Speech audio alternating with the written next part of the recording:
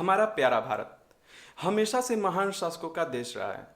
अलग अलग काल में एक से बढ़कर एक राजाओं ने भारत पर राज किया है, जिनके शासनकाल ने हमारे देश के इतिहास पर गहरा प्रभाव छोड़ा है। आज हम आपको ऐसे ही 10 सम्राटों के बारे में बताएंगे जिनकी महानता, राजकुशलता, नेतृत्व क्षमता और अपने प्रजा के प्रति लगाव अद्भुत था। हेलो दोस्तों, मेरा नाम है कुणाल सिंह और आप देख रहे हैं हराउसी। नंबर 10, सिख शासन की शुरुआत करने वाले महाराजा रणजीत सिंह ने 19वीं सदी में अपना शासन शुरू किया। उनका शासन पंजाब प्रांत में फैला हुआ था और उन्होंने दल खालसा नामक एक संगठन का नेतृत्व किया था। उन्होंने छोटे गुटों में बटे हुए सिखों को एकत्रित किया। उनके बाद उनके पुत्र खड़क सिंह ने सिख शासन की कमान संभाली। महाराजा रणजीत सिंह ने मिसलदार के रूप में अपना लोहा मनवा लिया था और अन्य मिसलदारों को हराकर अपना राज्य बढ़ाना शुरू कर दिया था। पंजाब क्षेत्र के सभी इलाकों में उनका कब्जा था। पूर्व में अंग्रेजों के और पश्चिम में दुर्रानी के राज्य के बीच में उनका राज्य था। रणजीत सिंह जी ने पूरे पंजाब को एक किया और सिख राज्य की स्थापना की। उन्होंने अफगानों के खिलाफ कई लड़ाइयां लड़ी और पेशावर समेत पश्तून क्षेत्र पर अधिकार कर लिया। ऐसा पहली बार हुआ था कि पश्तूनों पर किसी गैर मुस्लिम ने राज किया। उसके बाद उन्होंने पेशावर, जम्मू कश्मीर और आनंदपुर पर भी अधिकार कर लिया। ब्रिटिश इतिहासकार जेटी व्हीलर के अनुसार अगर वे एक पीढ़ी पुराने होते तो पूरे भारत को जीत लेते। नंबर 9, शिवाजी महाराज 1660 से 1680। शिवाजी महाराज भोसले मराठा शासन के बहुत ही लोकप्रिय और सफल शासक हुए। उन्होंने बहुत ही कम उम्र में गुरिल्ला युद्ध कला में महारत हासिल कर ली थी। छोटी उम्र से ही उनमें देशभक्ति की असीम भावना थी और उन्हें मुगल शासक बिल्कुल भी पसंद नहीं थे। वे एक कुशल नेता, सफल राजनीतिक और चतुर रणनीतिकार थे। अपने उत्तम समय में उनके पास 1 लाख से भी ज्यादा सैनिक मौजूद थे। उन्होंने अपनी युद्ध कला के नियम अपनी शिवाजी सूत्र में लिखे हैं। उन्होंने राजकाज के काम के लिए पर्शियन भाषा की जगह मराठी और संस्कृत का उपयोग करने का नियम बनाया। नंबर 8, महाराणा प्रताप 1540 से 1597। मेवाड़ वंश, राजपूत शासक। मुगल काल में जब राजपूताना के अन्य शासकों ने मुगलों से संधि कर ली थी, तब मेवाड़ की भूमि पर जिस सूर्य का उदय हुआ उसका नाम था प्रताप। माता से मेवाड़ी परंपरा और शौर्य की गाथा सुनकर प्रताप का मन बचपन से ही मातृभूमि की भक्ति में लग गया और उन्होंने अपना जीवन राष्ट्र, कुल और धर्म की रक्षा के लिए अर्पित कर दिया। अकबर से पराजित होने और जंगलों में भटकने के बाद भी उनका साहस नहीं टूटा और महाराणा ने चित्तौड़गढ़ वापस प्राप्त किया और राजपूतों की शान फिर से बढ़ाई। महाराणा ने प्रण लिया था कि जब तक वह चित्तौड़गढ़ वापस नहीं लेंगे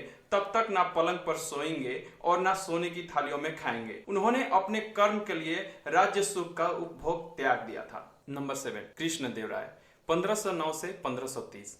दक्षिण के महान राजा कृष्णदेवराय विजयनगर के शासक थे। उन्होंने दक्षिण भारत में मुगल शासन की बढ़त को रोक दिया और बहुत से मंदिर बनवाए।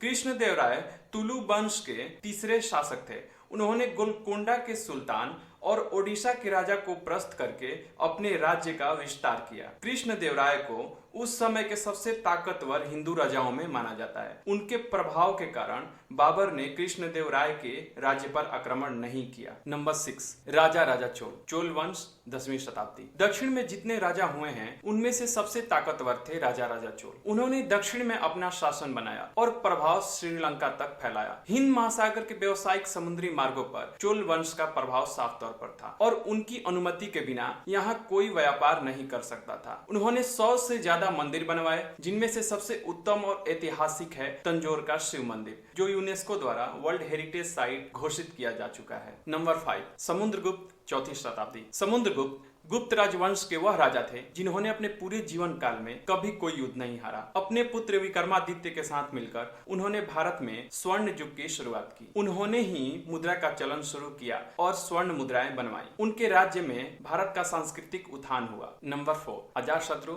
491 BC। अजातशत्रु मगध राज्य पर राज करते थे और वह हर्यक वंश से थे। उनके पिता सम्राट बिंबिसार थे। अजातशत्रु ने अपने पिता को बंदी बनाकर सत्ता हासिल कर ली। अजातशत्रु बुद्ध और महावीर के समय में हुए और उन्होंने उन्हें पूर्ण रूप से संरक्षण दिया। अजातशत्रु ने वज्जी को हराकर वैशाली जैसे बड़े राज्य पर नियंत्रण प्राप्त किया। अजातशत्रु ने अपने भाई जो कि खोसला राज्य के राजा थे उन्हें हराकर खोसला पर भी आधिपत्य हासिल किया। अजातशत्रु के समय में मगध मध्य भारत का एक बहुत ही शक्तिशाली राज्य था। Number 3, Chandragupta Maurya 340 BC. मौर्य वंश के संस्थापक चंद्रगुप्त को भारत के पहले अहम राजा के रूप में जाना जाता है। चाणक्य रूपी महान रणनीतिकार को गुरु के रूप में पाने के बाद उन्होंने अपना अभियान शुरू किया और 20 वर्ष की अल्प आयु में ही युद्ध जीतने शुरू कर दिए थे। अलेक्जेंडर के भारत पर आक्रमण का विरोध करने में वह पूरी तरह सक्षम थे। बालक के रूप में चंद्रगुप्त को चाणक्य ने तक्षशिला में देखा था। उन्हें बालक चंद्रगुप्त की प्रतिभा का भान हो गया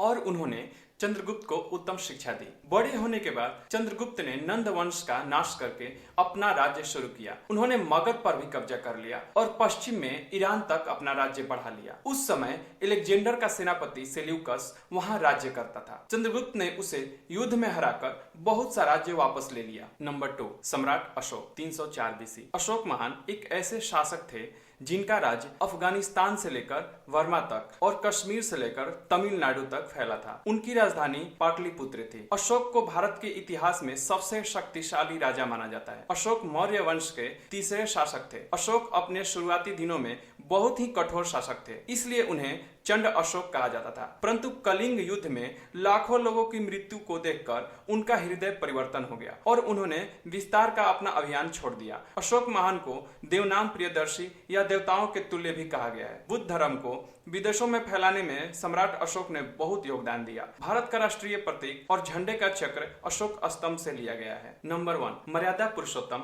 भगवान श्री रामचंद्र महाराज। श्री राम भगवान विष्णु के 7वें अवतार हैं। वाल्मीकि रामायण में उल्लेखित ग्रह स्थिति के अनुसार भगवान श्री राम का जन्म 4 दिसंबर 7323 ईसा पूर्व को वर्तमान उत्तर प्रदेश राज्य में सरयू नदी के तट पर स्थित अयोध्या नगरी में हुआ था। लेकिन भगवान श्री राम के जन्म को लेकर एक विवाद है। ऋग्वेद के अनुसार भगवान श्री राम का जन्म 10 जनवरी 5114 ईसा पूर्व को हुआ था। भगवान श्री राम रघुवंशी इक्ष्वाकु वंश से थे। इनका साम्राज्य वैसे तो पूरा ब्रह्मांड ही है, लेकिन सम्राट के तौर पर इनका राज पश्चिम में वर्तमान के अफगानिस्तान ईरान तक, तो पूर्व में बांग्लादेश तक, उत्तर में हिमालय पर्वत श्रृंखला तक, तो दक्षिण में विंध्य पर्वत श्रेणी तक था। भगवान श्री राम न्याय प्रिय थे और प्रजा उन्हें बहुत ज्यादा मानती थी। उन्होंने बहुत अच्छा शासन किया, इसलिए लोग आज भी अच्छे शासन को रामराज की उपमा देते हैं। दोस्तों, अगर वीडियो अच्छी लगी हो तो वीडियो को लाइक जरूर कर देना और चैनल को सब्सक्राइब करने के बाद बेल नोटिफिकेशन जरूर ऑन कर लेना और इस वीडियो को अपने फ्रेंड के साथ शेयर जरूर कर देना। अब मैं आपसे मिलता हूँ नेक्स्ट वीडियो में, तब तक के लिए थैंक यू।